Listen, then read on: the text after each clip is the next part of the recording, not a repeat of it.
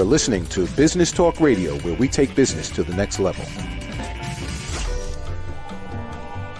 Rapping with Dr. Jacqueline connects you with experts from all over the world to help you take charge of your career, your business, and your life. Rap along with us. Visit drjacqueline.com to learn how to become a guest or a sponsor. And now, the doctor is in.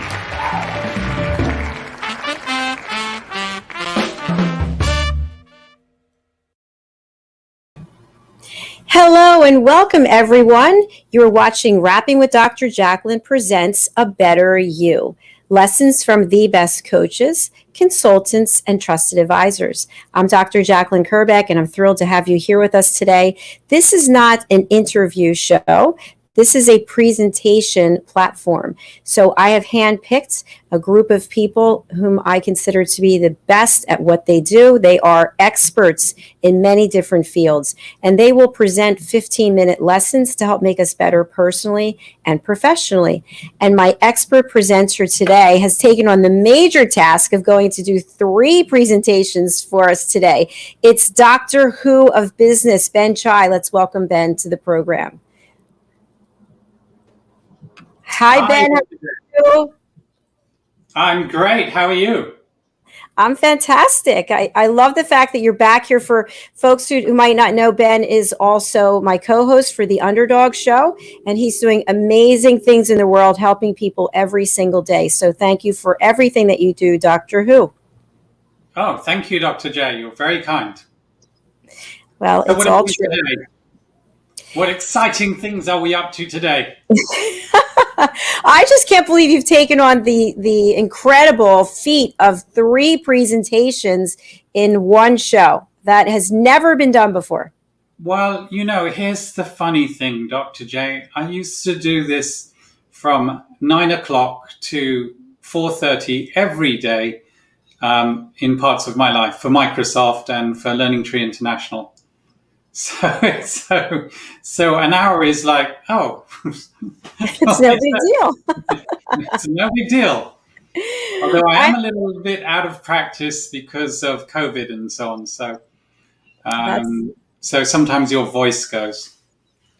Well, we will hope for the best, expect the best, because it's you and that's how you show up all the time. Before you begin, I just want to spotlight you. And if you could share with everyone a little bit about who you are, what you're doing, and how people can get in contact with you. Sure, yes. So you'll see this in the slides, actually. I'll share my contact details with you there. But if you just put myself in an internet search, so that's BEN space CHAI for Ben Chai, you'll see everything you need to know about me. It's totally transparent. All the websites you need to contact with me on LinkedIn, Instagram, and Facebook. It's all the same. It's Ben Chai or Ben Chai Official. What do? I do loads and loads of stuff, but my passion is and has always been in education and helping people be the very, very best that they can ever be in their lives, and also be able to build their own economy to support themselves in their lives and to use their own economy to, one, get their dream life, and to reach out and give value to other people. So that's a little bit about me. Hope that helps. Yes, it does. Dr. Who, what will you be presenting on today? So I've often been asked, how do you get on TEDx? How do you present on TED? What's it like? Have you got any tips? And my answer is always the same. So I thought, you know what? Why don't I put all of this into 4 15-minute modules for the Best of You program, and that way people can get everything.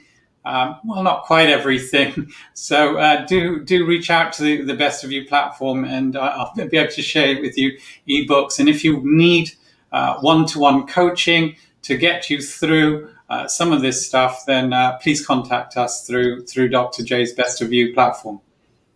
Fantastic. I'm going to spotlight you if you're ready, and I'll put up the timer for 15 minutes, and we'll hear your first presentation, and then we'll take a break for a commercial, and then we'll come back. How does that sound? That sounds wonderful. Let's do this, Dr. J. All right, here we go. Spotlight. I'm going to remove, let me just put up the timer and. So that's great. Today, we'll be talking about the essentials to structure a TED and a TEDx talk. Now, last week in the previous program, we showed you and shared with you how you can actually get on a TED and TEDx stage. So we looked at how to go to the website, how to either be nominated for a TED talk or to apply online to speak on a TEDx platform. Now, the next thing I'll be doing is looking at my little clicker component to get you through the next few slides, which were working before we started. So here's a little bit about myself. Before we shared that I do a whole bunch of things, but this is I've spoken on hundreds of stages, literally to thousands and thousands of students in 70 plus countries. So I've been speaking about just a whole bunch of topics for like ever. And I've been speaking about it in cybersecurity and technology and business, whole bunch of things. In this particular course, what we're going to be talking about is how to structure your TED presentation. And it's very similar to how I've presented many, many times around the world. We'll be covering the allowed subject material, the TEDx structure, how to use some of the TEDx tools, and some practice tips. So that's what we'll be covering in this 15 minutes. Now, I'll be showing you these slides, but I probably won't read everything on the slide. These are just kind of guidelines to help you tag on where we are currently in this presentation. First of all, let's look at allowed subject material for the TED and TEDx platforms. Well, normally you can speak about everything you want. That's anything. However, there are some warnings where they may reject you at the application or even just ban your video or not really talk to you after you've spoken. So first of all, no pitching, no sales. Yeah, that's an absolute no-no. So whatever you do, do not try to harvest emails, do not try upselling, anything like that. The next thing is pseudoscience. So if you have no concrete proof, that is scientific proof, you may be able to get through and get on the stage, but there's no way they will share that video on the TED platform. Now, some things have got through, but if they keep reviewing it, at some stage it may be taken off. So no pseudoscience. Next, no self-promotion. No, like, me, look at me. They want you to tell your story, but not like in how wonderful you are and how amazing you are and so on. And finally, truisms and meaningless quotations like you need to escape the rat race and get out of the job. Feel the fear and do it anyway. We need some kind of speed of implementation. Those are meaningless in terms of a presentation. So none of that. You need to make these. If you are using a quote, make it hang with what you're talking about. Now, the actual structure of the TEDx is that you have 15 minutes. Well, actually, you have a few minutes before and a few minutes after. So you could speak for 10 minutes or even 8 minutes, and you could speak to 17 minutes. But they like you to aim at 15 minutes in case things happen. And so you may have to run over by a minute or so. If you break your TED talk into 3 components, the introduction. Now, normally your introduction will take a minute or 2 minutes where you say what you're talking about and why you're talking about it. The middle is your story. And finally, the end bit, your conclusion. And normally you want your conclusion to be about at least 2 or 3 minutes. So if you can see, I've pegged my start at about 2 minutes and my end at the 2 minutes. So that's 4 minutes, which means I have 11 minutes to talk and have what I want to share to the audience, whether it be in front of me, that's you, or offline on a replay. So that's what I'm trying to do with a TED Talks, get all this information across in probably 10 and 11 minutes. Right. So here are some of the tools when you're building your talk. You could have slides. Yeah. I would say if you're using slides that you have at most 5 points, at absolute most. Yeah. But normally the sweet spot is 3 points. You can have videos, you can have photographs, and you can have props. Now, in one of my talks, I had props. I had a mirror, for example. That was my prop to do mirror work with. So you can show photographs and videos. Now, when you go through the process, they will look at those photographs and videos. And remember, you must time these. And they will see how long it will take to put those integrate it into your, if you like, I was going to say performance in terms of your talk. You can also have some back notes, so pocket notes, I call them. And those are more like security blankets. So in case you get stuck in your TED Talk right in the middle, maybe you have like bullet points on a little note and put it in your back pocket. Sometimes that gives you a kind of like security when you're on stage, just thinking, oh, if in case I forget something, at least you've got those points there. Now, when we're talking about slides in the training world, we normally think about 5 minutes per slide. So that's why sometimes I'm sharing with people only have like 3 slides on, and then have like a minute per point on that slide, on that TED Talk structure. Now, when you're building your talk, it's really important to practice. We want you to practice. And that's to get rid of lots of waffle. There's a lot of TED Talks that have been removed because it's like absolute drivel. There's a talk that goes on for, I think, 17 minutes. I don't know how TED has left it on. But the first 10 minutes is rubbish. It has nothing to do with the focus of the topic. So you want to practice, watch what you're doing and think, does that help my audience? Is that useful, what I am saying to my audience, or is it just waffle?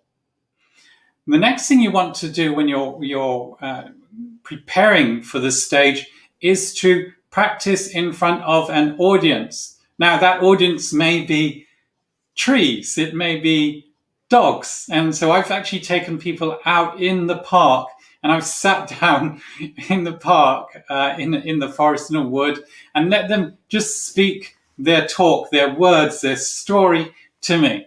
That's it.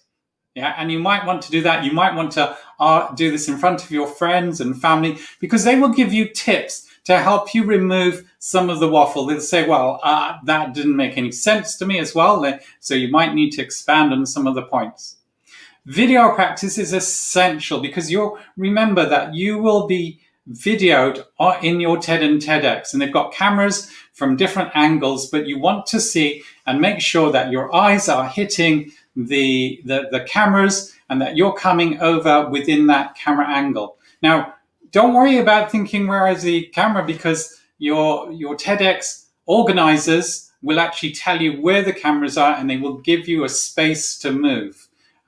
So some of the TED Talks you'll see, they've got square red mats or round circle mats. That's the area that you can move and that you will be on camera. But it's good for you to do the video practice as well. And audio practice. So audio practice is just recording the talk and hearing yourself talk.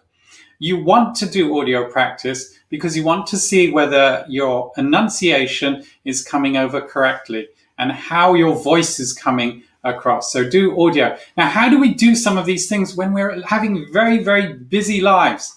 Well, I did a lot of my practice sessions in the car while I was driving down somewhere. So that was really, really helpful. And maybe I'd do a video practice before going to bed. So those are some times where you can get some practice done for the talk that you're going to give. Now, we want you. I can't say enough about practice. So in the dance world, I practice, and I'm quite often the weakest person, but I practice so much not to remember, but so that it is impossible for me to fail. It's like almost second nature. When I hear a piece of music, my arms will move a certain way, or when I reach a talk at a certain point, I just automatically will get into my authenticity and share what's coming and what's next in the flow of the talk. So you really want to practice so much that it is so impossible to fail that even if there is a mechanical failure, that you're still great. You don't care. Cameras don't work. Props don't work. It's okay. You know in your heart what your talk is. So in summary, we've covered kind of the subject material that is allowed. So for example, anything is allowed, but no sales, no pitching, no pseudoscience. Don't talk about you, and how wonderful you are. And also ensure really that you're engaging with your camera and the audience in some way. We've talked about the actual TED structure. We talked about you having 15 minutes. That's kind of the sweet spot. And we talked about how long your intro will take, how long your outro will take, and roughly think to talk for 11 minutes in the actual presentation. So we have some more lessons in this series. Yeah, we've got how to get on the TED and TEDx stages, which we spoke about last week, but I've got two more. How to maximize the day, how to really engage with the audience so that they think you're amazing and perhaps will want to share any talks that come out on YouTube with everyone else. And also we've got another in the program on the key activities to get your TED talk to go viral. Here's where you can contact me on Linktree. So it's linktr.ee/Benchai, BENCHAI. And do have a look at two of my TED Talks, Social Magnetism and Cowardice and Courage. So there's some links for those, or just search for me on the internet. Now, I also have some other related series that might help you with your TEDx and going viral. So lessons on how to speak like a pro. These will also be on the Best of You platform. Also essential viral social media lessons to help you not make a lot of the common mistakes, which I'm constantly sharing with people with their Facebook or their YouTube or their Instagram. And that's why, even though their content is great, people aren't engaging with them. And finally, another series that we also have is how to get worldwide visibility, how to get interviews about your TED Talk, how to be on radios and televisions and so on. Okay, so I hope that you will be interested in some of these other related series. We're going to finish it off now with some questions. Yay, we love questions. So here's the questions for this series. Number one, what is likely to be banned either on stage or on the TEDx video that they'll release later on? What can remove you from that? How should your structure for your TEDx be? What are the three components for that structure? Number three, list 5 useful tools you can use in your TEDx talk. 5 useful tools when you're actually on stage that will help you. Number 4, what are the benefits of audience, audio, and video practice? And finally, number 5, why should you practice so much so that it's impossible to fail? So that's me for now. Thank you so much for viewing this talk and listening to myself. That was brilliant. So much good information. I didn't realize that a TEDx or TED Talk was also 15 minutes. There you go. That's fascinating. And all the things that you stretched it to 18 minutes, but some people have stretched it to 20 minutes. But honestly, if you aim to 15 minutes, then you won't waffle. Because a lot of people they do their ending and then they don't know how to end.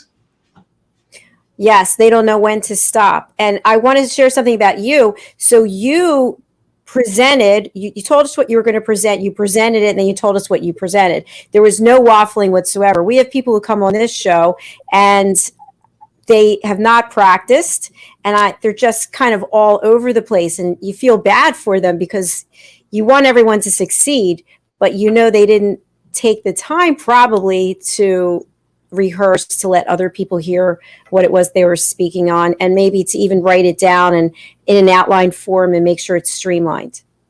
Yeah, that's true. The other thing is, they actually probably don't need to practice if they know their topic inside out, and if they've got in their heads a framework.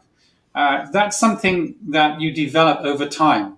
So these days, I now have the ability. I didn't in my early days. I didn't have this ability even after I'd done my 10,000 hours on the stage. But today I do. As long as I have the points that I need, I can start and finish on time without that much rehearsal. Well, you were brilliant as always. Thank you. So we're going to take a quick break and give you a little opportunity to get something to drink. Just get some water. I'm right there, Dr. J. We'll be right back after this message from our sponsor. There we go.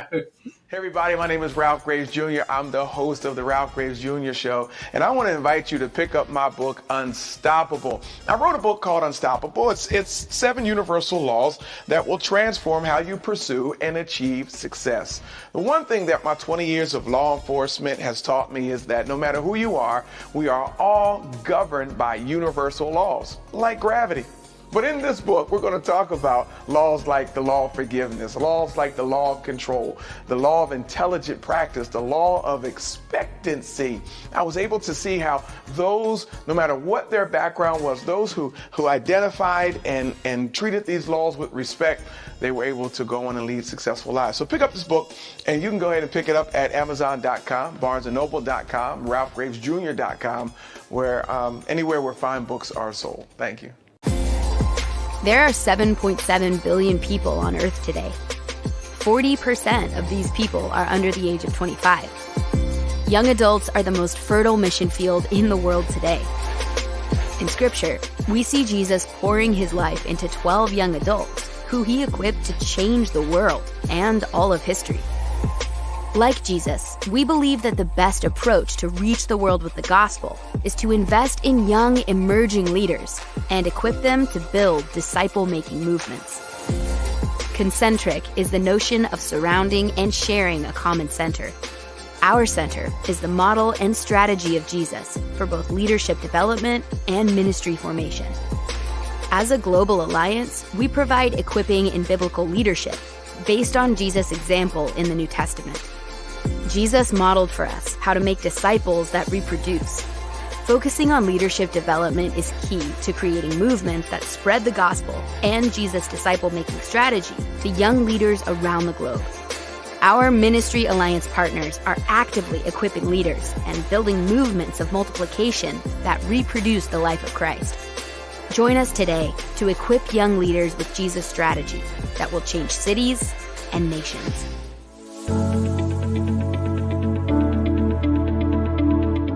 The session that we had with BCAT was really entertaining and enlightening. We were able to put together some very specific steps that we as individuals can take, and it was really fun to all come together and see sort of where we're going as a team and how we can all get there together.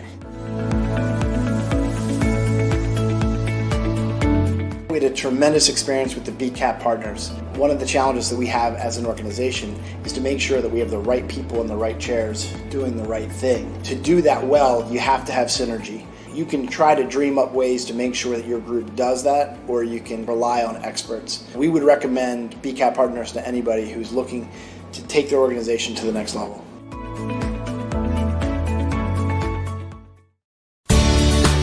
Academy Sedan and Limo is a full-service transportation company serving the Philadelphia metropolitan area with full knowledge of the New York City, Baltimore, and Washington, D.C. areas. We pride ourselves on being the most dependable, conscientious company in the industry. Our always on-time service and dependable pricing make us the company to call for any event or occasion. Our vehicles can accommodate any size party for any occasion. Our vehicles range from four-door sedans to SUVs to minivans to limo buses to full-size tour buses and can accommodate groups of 2 to 100. We offer airport shuttle service or over-the-road service without limitation regarding mileage or time, and no drive is too long or too far. So if you find yourself in need of transportation of any type with any vehicle, give us a call at 610-842-4564 and let us show you what a real transportation company can do for you. Use code ACADEMY2020 to receive 20% off your first 3 rides, including parking and tolls. Ladies and gentlemen, here it is, the most listened to radio show on the planet. Even the other stations are tuned in too. You're listening to Business Talk Radio, where we take business to the next level.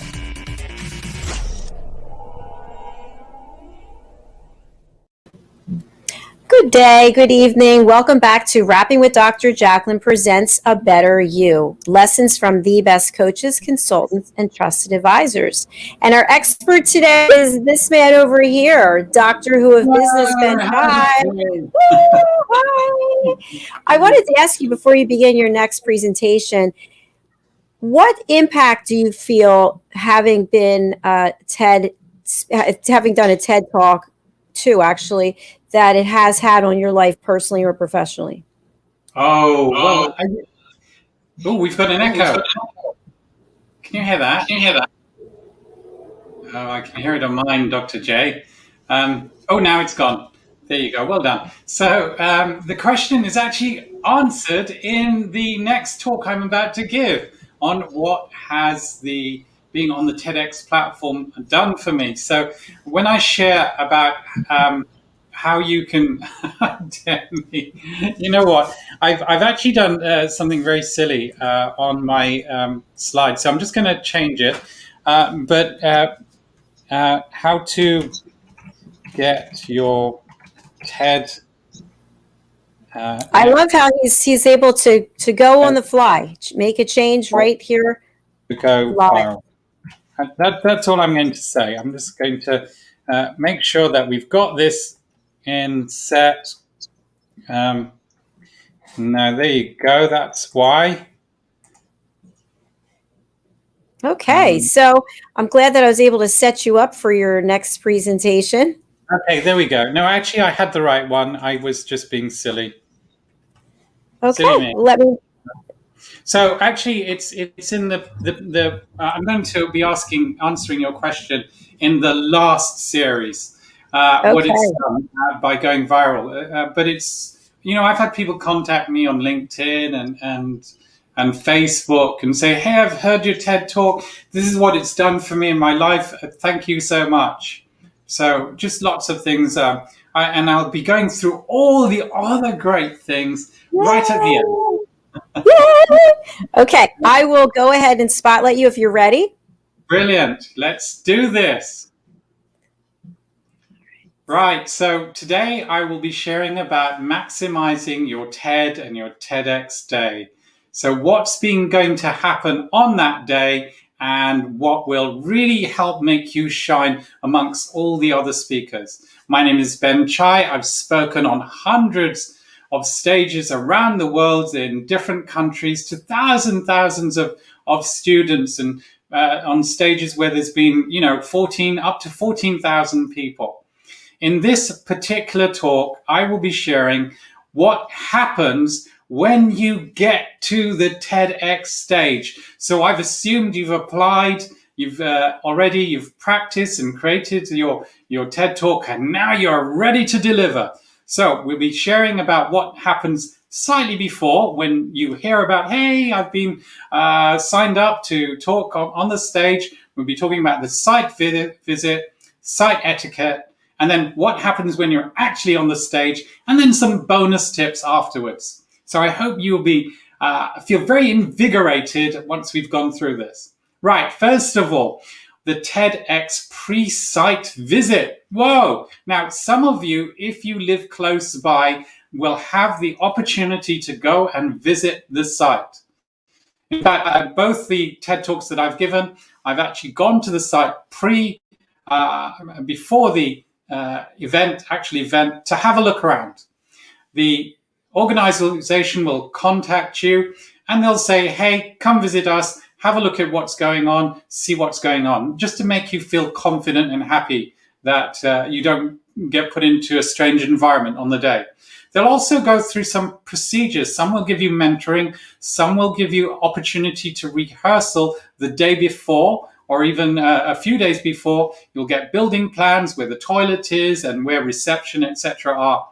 They'll also give you some online procedures if you will be giving your TED Talk online. So what to do with your internet equipment. They'll pre-test your equipment, so they'll do a dummy run with you. They'll teach you about lighting and sound, just so that people can see you and you're not in the dark room. And when you're actually running your internet, they'll make sure that you've shut down all other things going on in the background, all other phones, all other computers that may be streaming and may interrupt your internet connection. Now, the site visit itself, we mentioned that you'll have a site tour and they'll take you for a walk through. They'll give you a little talks. One of my TED Talks, they even had previous TEDx speakers come and share with me what it was like for them and how they got through some of the nerves that you might get when you're on the stages. So they may give you a dummy walkthrough. Also, at one of the events that I had, there were photographs at that kind of site tour time. So there's lots of photographs with me doing crazy things, showing myself, and as well as the other speakers. Also, I was organized some radio interviews to share what I'll be talking about and why it's a great idea and how it's useful to other people to listen to and hear that talk. So very, very wonderful components that may or may not be in your TEDx site visit. Sometimes it could be in a hotel. Now, when you visit the site or when you're actually on the site itself, there are some very important etiquette that you need to understand. So first of all, there'll be a speaking order. Now, I've actually been to 3 TEDx events, and there have been roughly 11 to 12 speakers at each. Sometimes there could be 4, sometimes 3, but roughly they're aiming for 11-ish speakers. So you'll get that speaking order, and you'll know when to go for a restroom break, etc. Because lots of people feel, I'm very nervous. What shall I do? I don't want to be like this just before I get on stage.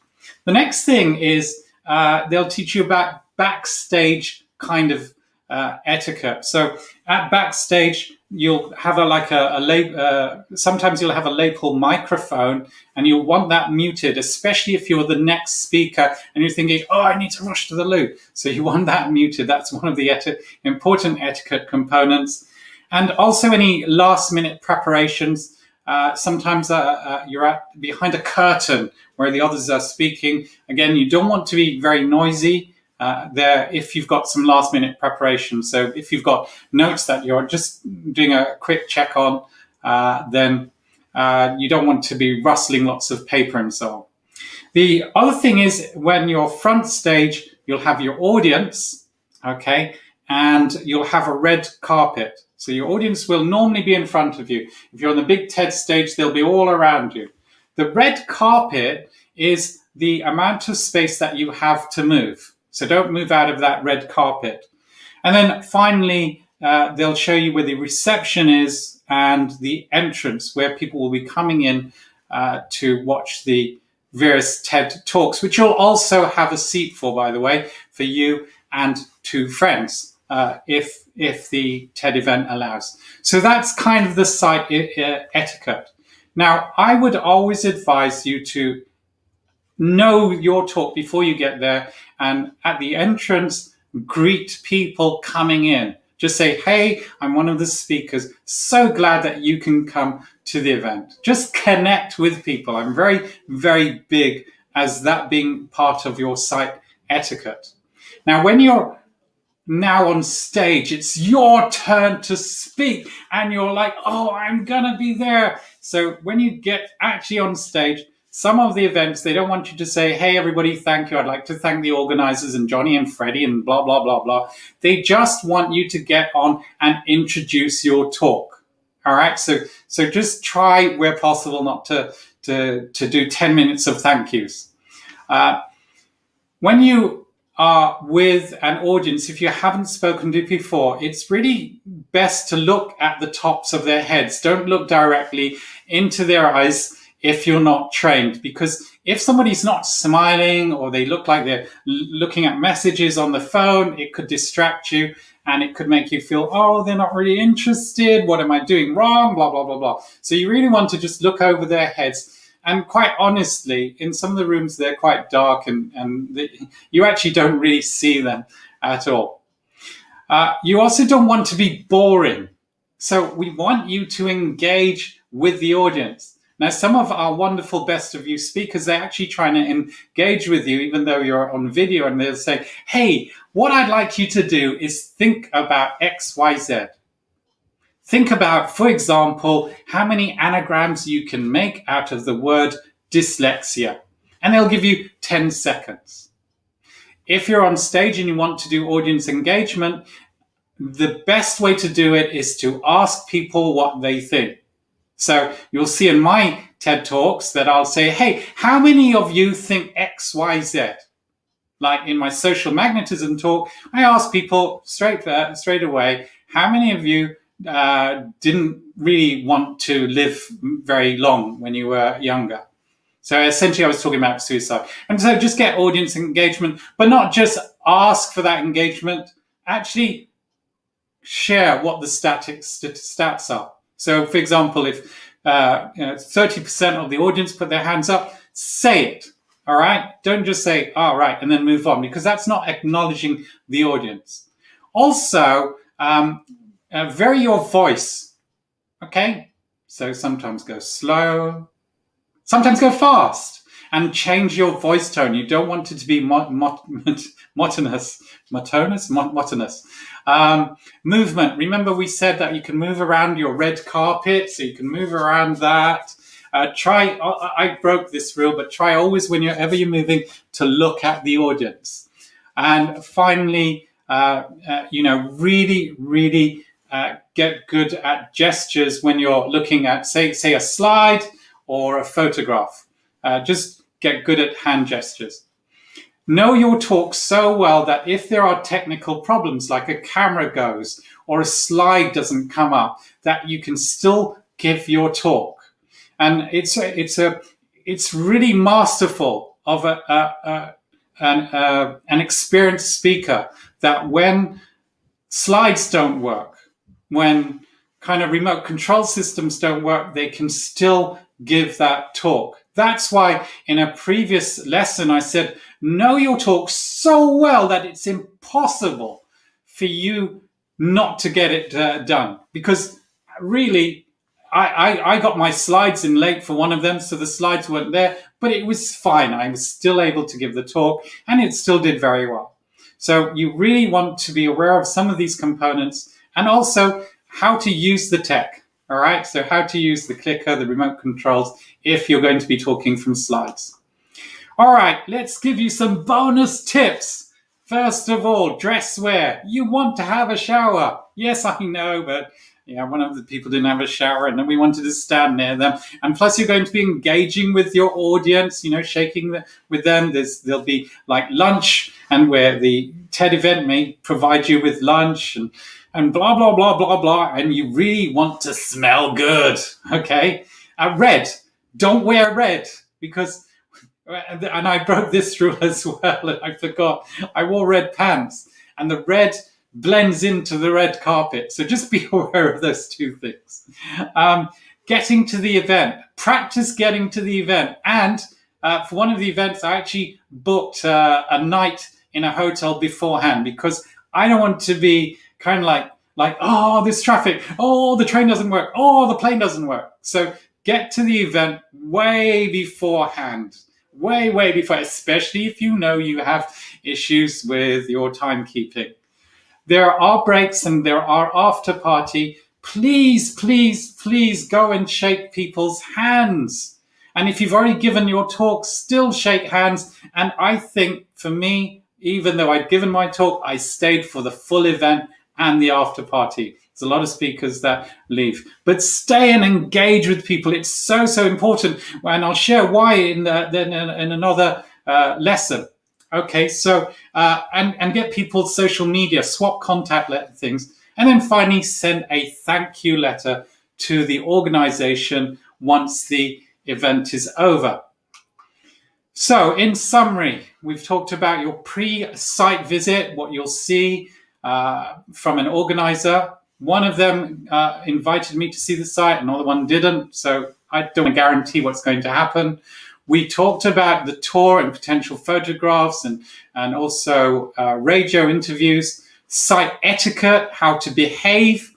And then finally, we talked about you being on stage and being on a red carpet. And finally, some bonus tips on engaging with the audience. It's one of the things that's really helped me with all the talks I've ever given is to stand at the audience as they're coming in and greeting and shaking their hands. Really, really important. Okay, so there are other lessons in this series. How to get on TEDx stages, essentials to structure your TED and TEDx talk, which if you're watching this live, I just gave. And finally, key activities to have your TED and TEDx seen worldwide. So not just on the day that you gave the talk, but see your video go global, get it to go viral. If you want to contact me, I'm on www.linktree, spelled linktr.ee/Ben Chai. Do watch my TED Talks on social magnetism and cowardice and courage. And also there are other series that you might want to see. Lessons on how to speak like a pro, essential viral social media lessons, and how to get worldwide visibility. Now, the questions I have for you for this actual talk is, who will contact you about your event procedures once you're accepted? What must you ensure the day before you talk? List 3 things you must ensure if your TED or TEDx talk is via the internet. How can you create great connections after your talk? And why shouldn't you wear red on a TEDx stage?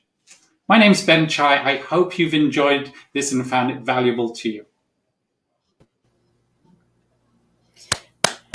Right on the 15-minute mark to the exact second. I love it. There you go. You are the consummate professional. I mean, the slides, first of all, are so straightforward, simple. They're not cluttered, not tons of bullets. People put 15, 20 bullets on one page. I don't know where to look. And I love that you have visuals included in the slides to make it very easy. Of course, the thing that stood out for me was red, because, I love red, and I'm always wearing red nail polish and lipstick, and I can imagine you're standing there in the red carpet with red, and you just blend in. I thought it was brilliant how you suggested being at the entrance when people come in. Why not? Hello, I'm one of the speakers. I want to introduce myself. I want to learn about you. I also love, I can still see the slide with the audience. Look at the tops of their heads, because yes, if they're on the phone or they're looking at strangely, it might just completely take your confidence and throw you off. So just so many fabulous points, Ben. I don't know how you do it. Yes, thank you, Dr. J. I'm constantly learning from even, people on the street when they're giving me feedback on how I've presented and so on. And if you look at some of the TED Talks I've given, some people are still giving me feedback, which has helped me improve over and over. So we're always learning. At Learning Tree International, every year we used to go on an event to help us get even better. So even though we're at the peak of our speaking kind of terms, we're still on events to help us improve better and better and better.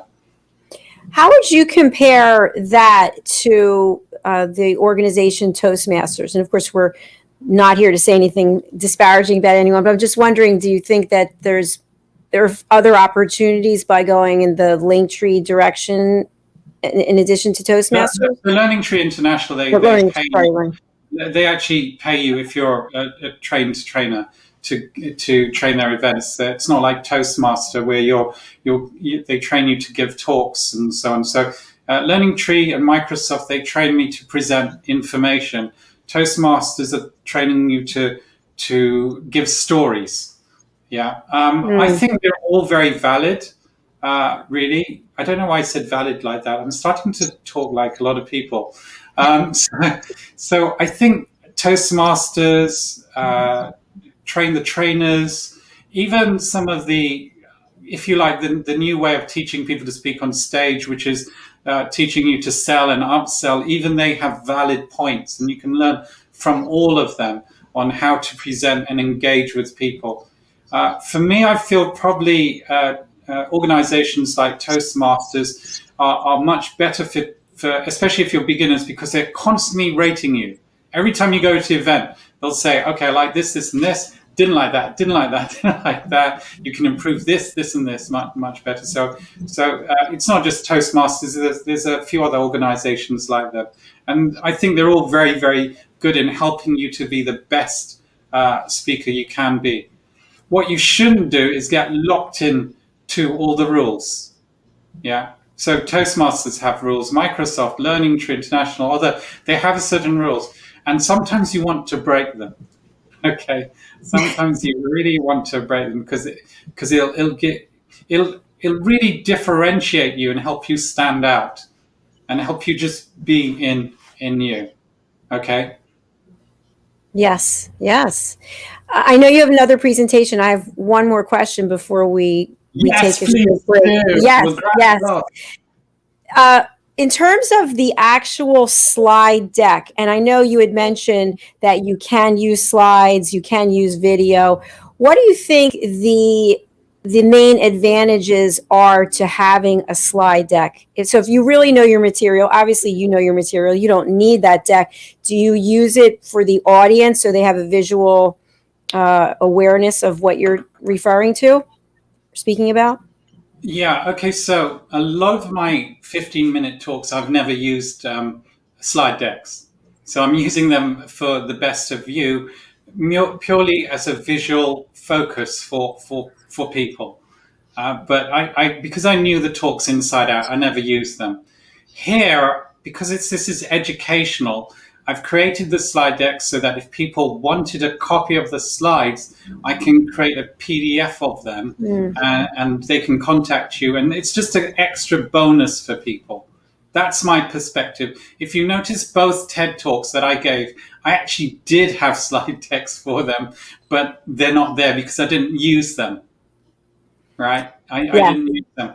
And there's a number of other talks that are online where you see that I've not used any slides at all. And there's a reason for that. You talked about death by PowerPoint, I think, or death by slides, I think some people.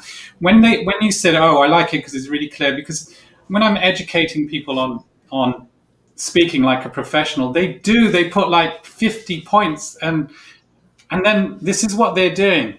Okay, my next point is, and now instantly they've disconnected from their audience. They've now got their back or their shoulder or the back of their head looking at what is on their slide. Yeah? Yes. You don't know where they're up to, as if they just have 3. And then when they've got 50 points, they're thinking, I've got to cover every one of those points. Oh, I missed that one. Whereas I'm thinking, hey, listen, you read the slides. I'm just going to share what you need to do. Yes. Right? Yes. So for me, the slides are just there for me to either create a PDF for people, or to sometimes if I've had a bad night,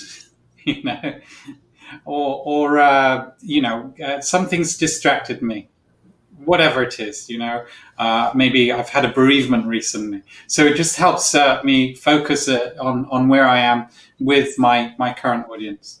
I remember I used to give like back-to-back talks on the same subject, and I couldn't remember whether I'd shared something with the audience or not, because I'd shared this talk so many times. And so the slides were great because it made me think, no, I haven't shared it with them. I'm still on slide 3. I think you bring up a lot of good points there, that if you're going to use slides, you really need to be an expert in how to present using slides. So if you're using them as a crutch and you're depending on the material because you really don't know the material, then you probably shouldn't use them. You probably shouldn't present until you know the material well enough that you don't need the slides, correct?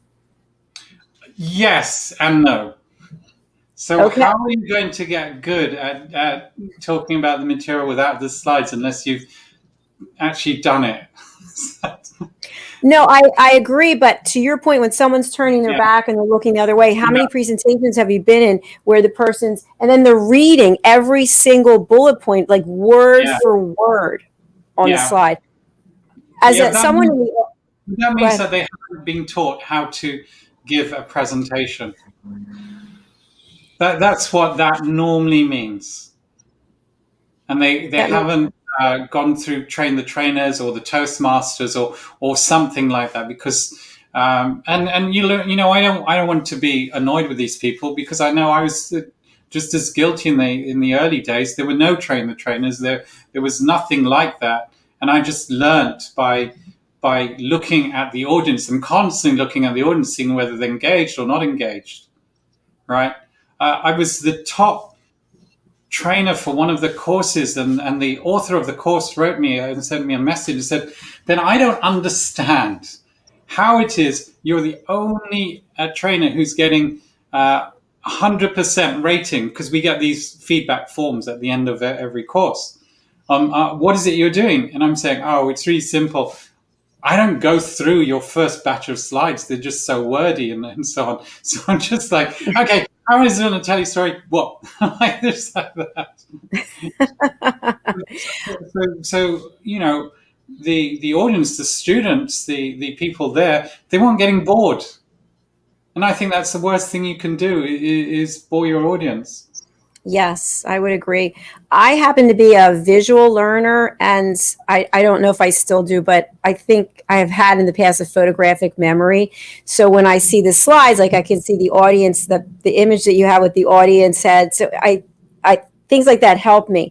But I also remember going out on presentations when I was in corporate. Our team will put together this presentation. We're up there pitching, and we've got a deck with 60, 70, 80, 100 slides. And at some point, we had new leadership come in and said, we're not using PowerPoint at all anymore. And then we tried a different approach. But you had mentioned 3 to 5 slides, 3 probably being the optimal number, yes? Well, I'm saying that if you say that you speak for 5 minutes per slide, yeah, then that's 3 slides would be my 15-minute talk, or 3 minutes per slide. Yeah, Yes. if people are using them as guidelines, then they should be thinking a number of slides per minute. So if your organization was thinking 180 slides, and if that's 3 minutes, that's giving them per slide. That's telling you how long the talk's going to be. We're going to be staying overnight. So I'm guessing with 180 slides, they would have done a minute per slide, which is 108. I just think that's overload. Oh, I agree. So what ended up happening was, going back to your point, because you're a visual learner, then they should just have the right graphic for people. So even with these slides, I don't think I've got the right graphics. I just have to find better and better graphics. Normally, I create my own graphics, and I just don't have the right graphics at the moment for my slides. But because technology's moved on so much, PowerPoint is suggesting pictures for me, which is, how wonderful is that? And they say, hey, we've got, in our default pictures, but normally I'll go out and I'll either take photographs myself and put, just to make that more real. So in the TED world, I would have gone and got my own photographs from my own camera and stuff. Good idea. Very good idea. Mm. And off the cuff tip for people. I have a presentation coming up that I'm giving to a women's group at the end of the month. And I was thinking that I'll make a deck that has personal pictures that I personally have taken, as opposed to clip art just because it's sort of a presentation about my journey. So I feel like I should have my pictures that I took. What do you think of that? No, I think that's especially if it's your journey. And a lot of the TED Talks, it is your journey. That's why it should really be personal. I really liked your slides. So I don't know. I learned a lot from looking at them and then hearing you reinforce. And I like the tonality that you have, how you're changing your voice and keeping me engaged. You might be talking like this, or maybe it's like this, fabulous job. Oh, thank you so much. Thank you. Are my 15 minutes going too quickly for you? Are they thinking, I didn't realize he could get it on 15 minutes. Now I don't know what to do with my sponsor. Kind of that, like I need to get the sponsors on. Well, I was going to ask you, would it be okay if we took a break and heard from some more of our sponsors, and then we'll come back for your third presentation? I love hearing from the sponsors. I do too. I love hearing from this one sponsor. So that's great. All right, here we go. We'll be right back. Stay with us on A Better You. The world of healthcare is benefiting us in many ways, but the risk of becoming a victim to an airborne infection is increasing at a fast pace too. There are threats from viruses, allergic pollen, and chemicals which cause you loss of health, income, business, mental health, family, and friends. All are at stake. One solution to this threat are the BV Air Sanitation Placide-based systems. When you call our team on 0208 104 3253, you find out about the amazing protection available. Protection that uses certified Battlefield, tested, standard and customized air disinfection systems for your personal and business use. Each system uses a filterless technology known as Placide, which attacks all airborne particles with microlighting to destroy and eliminate viruses and other harmful particles in your office, transport and home. You also benefit from extra bonuses such as low running and maintenance costs, no regular filter and part changes. You get to work with our trained experts and professional staff and be made aware of the latest in airborne protection and disinfection strategy. Keep yourself healthy by working with our trained experts and Placide virus killing systems, which keep you safe from airborne viruses. BV Air Sanitation Limited. We save lives, save businesses, and prevent infection. Schedule your free consultancy call and virus protection checklist. Call 0208 104 3253 or connect to us on www.bvbuster.com. Hi, my name is Zane Carson Carruth, and I'm the author of this book, The World's First Tooth Fairy Ever.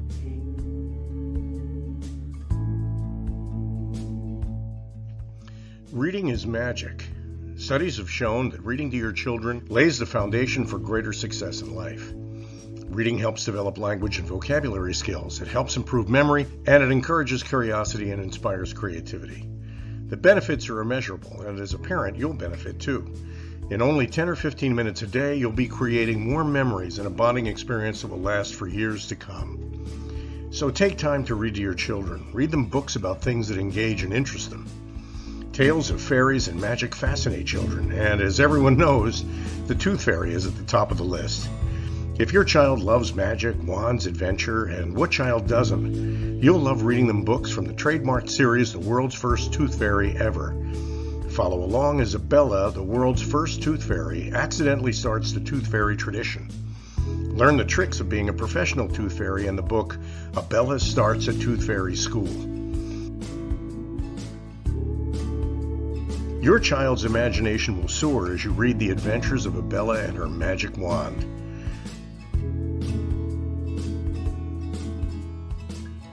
These wonderful books are available at worldsfirsttoothfairy.com and at Amazon, Barnes & Noble, and Walmart.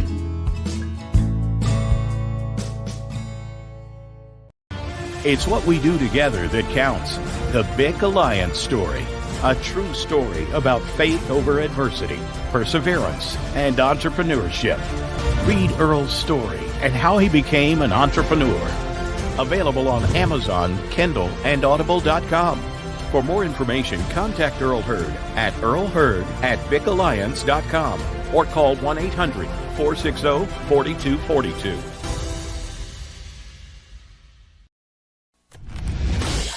Ladies and gentlemen, here it is, the most listened to radio show on the planet. Even the other stations are tuned in too. You're listening to Business Talk Radio, where we take business to the next level.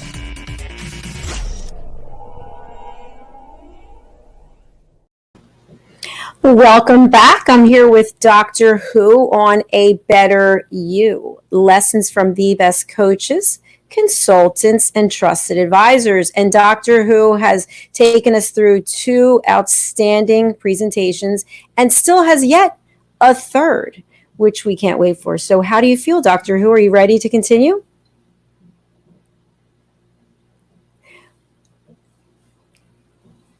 Yes, let's do this talk today. So, I like to mime, every so often, just to see if people can read my lips. And people might not know this, but in addition to being a great mime, you're a great rapper. Am I? I'm a great Christmas rapper. And you're also really good at singing under the shower. Your under the shower song. Yes. Shall we sing a song now? Yes, we shall. What would you like to say? We shouldn't. All right. We'll let you get on with your presentation then. I will bring up your deck and I'll hit the road. Brilliant. So in this presentation, I'm going to be sharing how to get your TEDx or TED Talk to be seen worldwide. In other words, take it global. My name is Ben Chai. I've taught and trained in 70 plus countries to thousands and thousands of students around the world. Now, one of my businesses has been in media, and what we used to do is promote and help companies such as Microsoft and Hewlett-Packard, very large corporations, with their content and help them take their content so that the content is seen by masses and masses of people worldwide.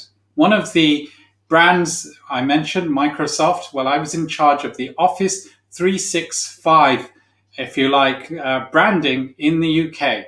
And we did so well that our site became like a spam site for Microsoft. So we had to slow down our deployment. And I will be sharing some of that information that I learned as an executive and founder of that business, and how you can use it to get your TED Talk to go worldwide.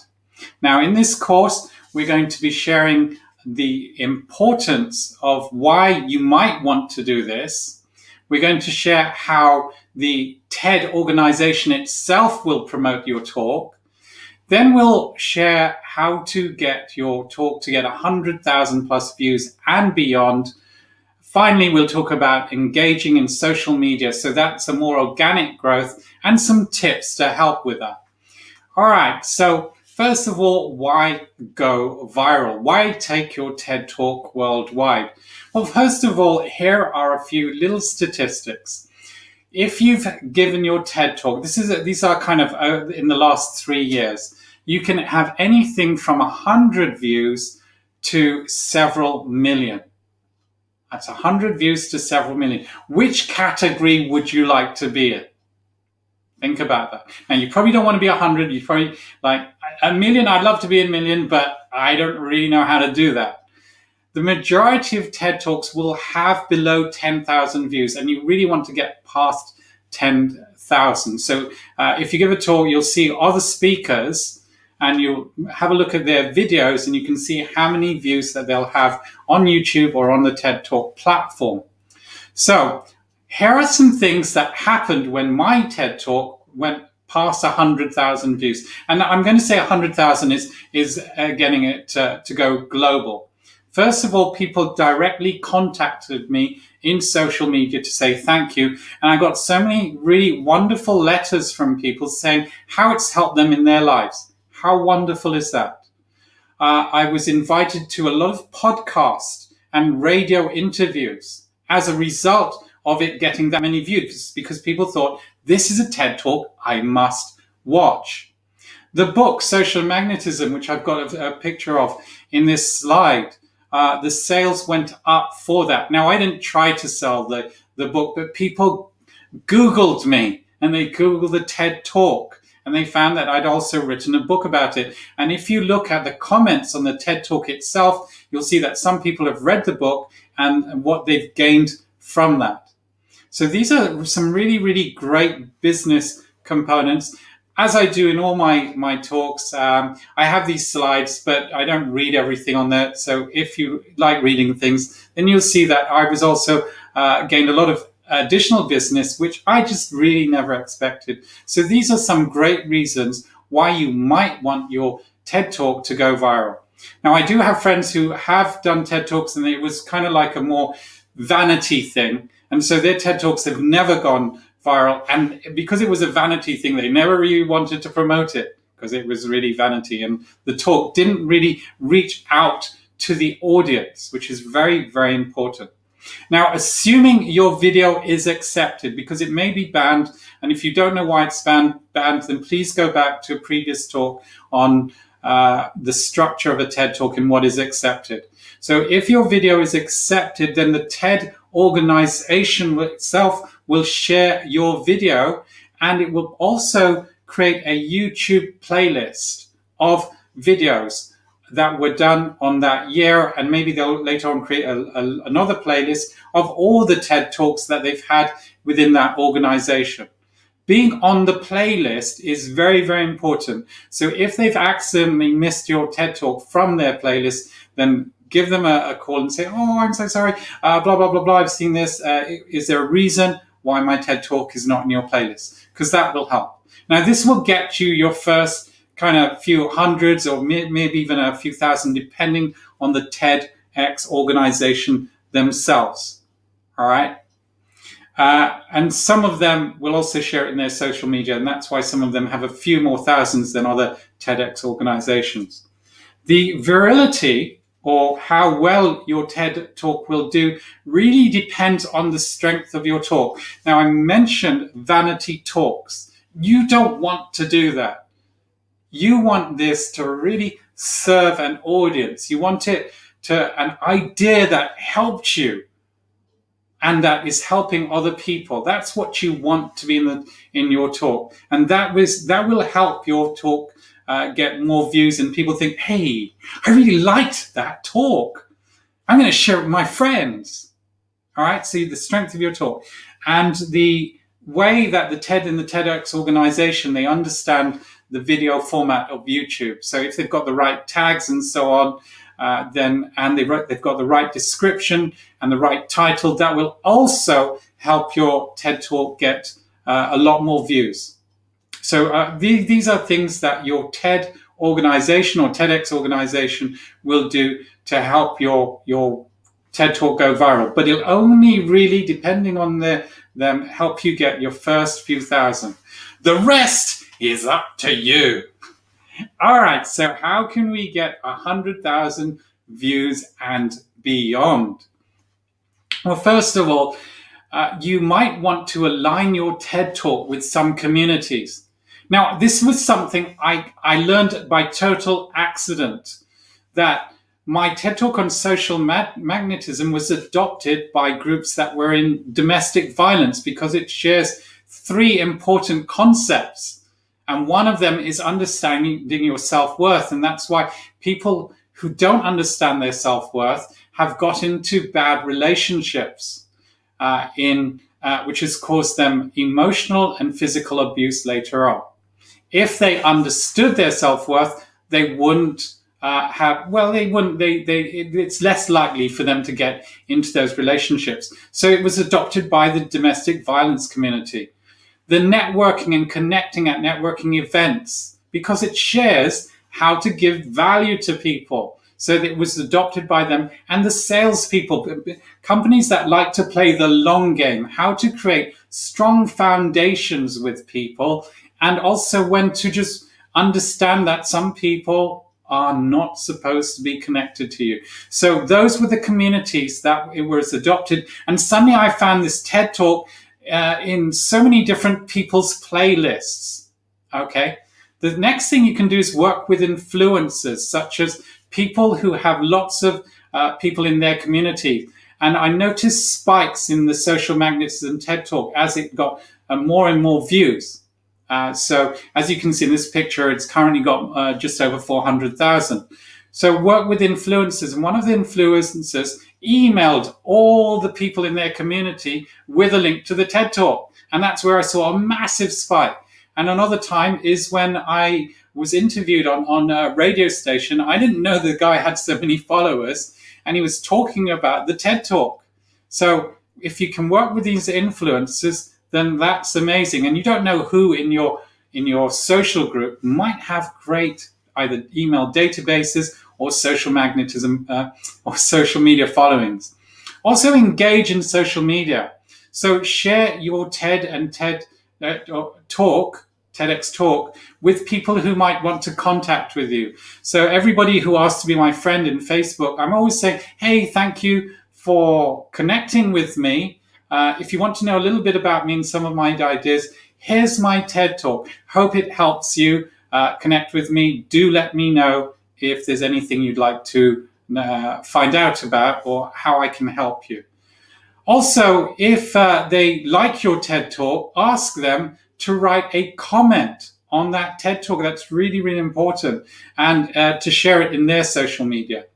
So just by asking them if they'd like to share your TED Talk, that's really great. And also, if they liked it so much, ask them to write a comment on your talk. Because when the YouTube platform sees a lot of comments in the TED Talk, the YouTube platform itself will start promoting your talk. Okay. Also, finally, when you're in a group in social media, ask the administrator if you could share that TED Talk in their group. And that will help other people see the talk and the value that you've given. Now, always don't just share a link. Tell them why they'll get value from that talk. All right, some tips now. Etiquette. Don't abuse your friends' social media. Don't just post your talk on their profile or in their group. That's really bad form, okay? So get their permission if they are an influencer.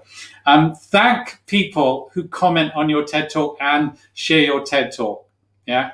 That's really great because they're more likely to share other of your things. Write blogs, helpful blogs, which include your talk. So for example, I could just talk about giving value to people and refer the giving value to people and say, if you want to know more about it, please have a look at my TED Talk. So that would be a blog on giving value.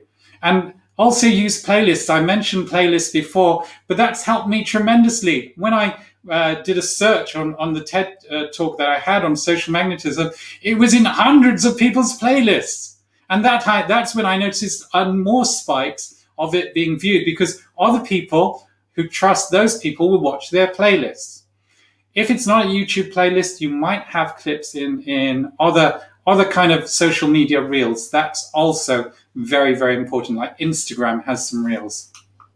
Okay, so in summary, we've said why you might want to take your talk viral, get seen globally, how to promote your TED Talk via the organization and how to do it yourself, and also how to engage in social media.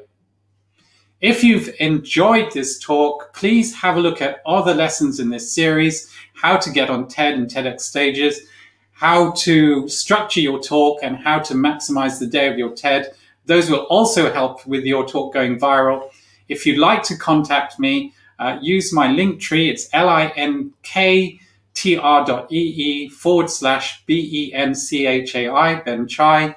And please do watch my TED Talks, as you may get some tips from just watching how I'm behaving in these TED Talks for them to reach the audience that they did.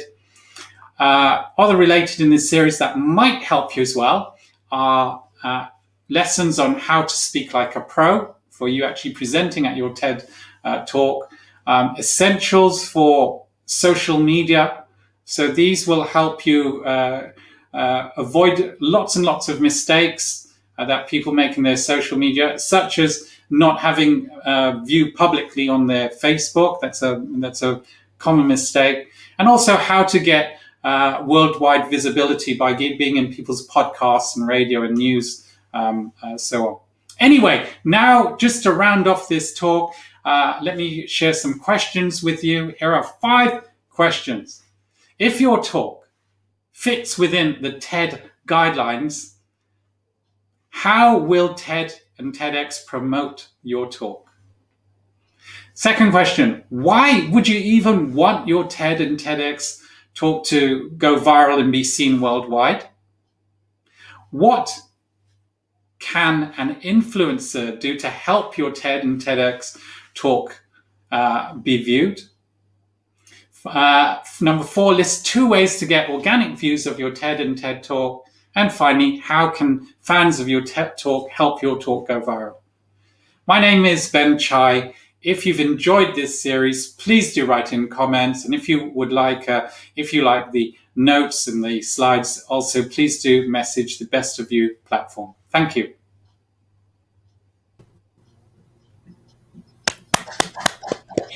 Going global, viral. I love it. Influencers. That is so important to me, and I know it's important to other people. So thank you for being the trendsetter, and also for your pacing during your presentation. I thought was exceptional.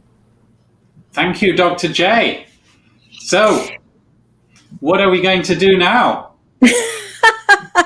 We're going to go out and get something to drink. No, I'm kidding. No, actually. I've overloaded you with 3 lessons. You deserve a celebration, my friend. That was outstanding. Seriously, Ben, you are an incredible presenter. You're engaging, and your message is right on point. And it's sort of the epitome of what I wish I could be as a presenter, just how you just deliver it in such a way, and it's concise and it's thoughtful, and yet it's presented with your personality included in it. So my hat is off to you, sir. Oh, thank you. If I had a hat, it would be off to you too, as well, Dr. J. When's the launch of your book? So we're launching the book, thank you for asking, June 17th in honor of my mother's birthday, but we're going to pre-sell starting May 19th. So the book's been finished, but we just keep going over and over, editing little details that could drive you crazy, as you know. But we decided that we do. You've got to have a cutoff. Yes. And then what we do, because I've written lots of books, is we have a cutoff, and then in version 2 we'll have lots of corrections. Yes, I guess that's the way it's going to go. So I'm very excited about it. I'm a little nervous because there's some personal stories in there. And I had my sister read the book, and she said there were things in there she didn't even know about me. So it's exciting. When you wrote your first book, how did you feel? Were you nervous or mostly excited? So I've written quite a few. Several were internal to organizations, and several were public. So I've written an ebook that went public. It was part of a magazine. I've written chapters in other people's books which are public, and I've written my own tech book, which is public, and a business book which is public. I just think I'm just in awe of anybody who's written a book, because it takes so much time, and you get grumpy because you don't want to see people, because you just focus on it. You haven't eaten a lot of the time because you're in the zone and you just can't, I don't want to touch anything. I just need to get this stuff down. So anybody who's ever written a book, I get why you write like 500 pages of I'd like to thank my dog, my cat, my mom, my dad, whatever it is, because we are really grumpy when we're writing books, and some of them are just putting food under the door in case we bite them, but they're worried about us. I think you do. I don't know whether you've been through any of this stuff, Dr. J. Yes, I actually have. And I was getting myself so worked up, and I thought I'm never going to be able to get it published because I keep seeing the grammar wasn't the way I would speak. And I know the way you write is different than the way you speak, but you just start getting so immersed in it. And then all the other things that you need to do sort of get pushed to the side. I would never let a perfectionist write a book. Well, I've been trying to think when I've read a book, however many books we read in the course of our life, was there a comma that was missing? Was there a word that was in the wrong place, or was there a word missing? And yes, I can remember, I can't remember the books, but I do remember thinking, oh, somebody didn't catch that. I'm going to go and watch the voiceover competition. Yes, tell us about that. Because the voiceover competition, because as some people know, I'm getting more and more into the film and TV industry. And in the voiceover competition, we've got 6 finalists who are amazing. Unfortunately, I wasn't one of them, but they're absolutely amazing. And we've got a lot of film producers, actors, financiers of films, journalists, and even the semi-finals lists were written up in some articles around the world.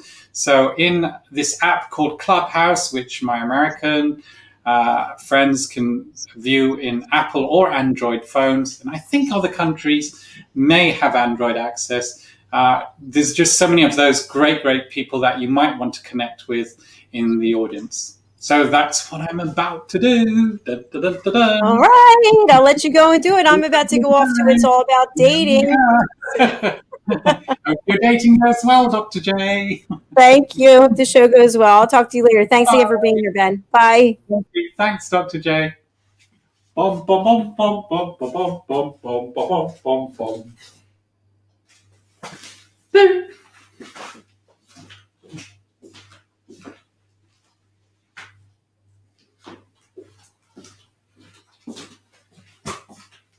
Boop, boop, boop.